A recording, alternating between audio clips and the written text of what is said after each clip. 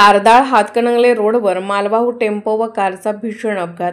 या परिसरात वारंवार अपघाताची मालिका। तारदाळ हातकणंगले रोडवर शनिवारी दुपारी भरधाव मालवाहतूक टेम्पोने कारला जोरदार धडक दिल्याने भीषण अपघात झाला। या अपघातात कारमधील प्रवासी गंभीररीत्या जखमी झाले असून त्यांना तात्काळ उपचारासाठी खाजगी रुग्णालयात दाखल करण्यात आले आहे।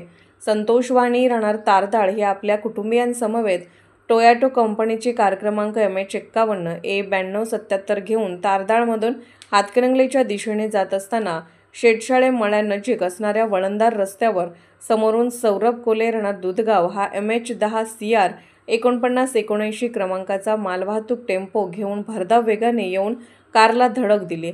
हा अपघात एवढा भीषण होता की दोन्ही वाहनांचे मोठे नुकसान झाले आहे।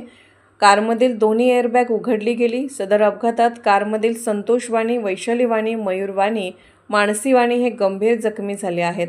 या घटनेमुळे काही काळ रस्त्यावर वाहतुकीची कोंडी निर्माण झाली होती। स्थानिक नागरिकांच्या मदतीने जखमींना बाहेर काढून उपचारासाठी रवाना करण्यात आले। दरम्यान सदर टेम्पो चालक मद्यधुंद अवस्थेत वारंवार सुसाट वाहन चालवत असल्याचा आरोप नागरिकांनी केला असून अशा चालकांवर कठोर कारवाई करावी अशी मागणीही स्थानिकांकडून होत आहे।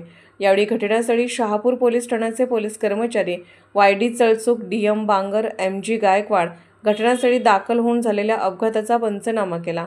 सदर रस्त्यावर याच ठिकाणी वारंवार अपघाताची मालिका सुरू असून यामध्ये अनेकांचा बळी गेलेला आहे।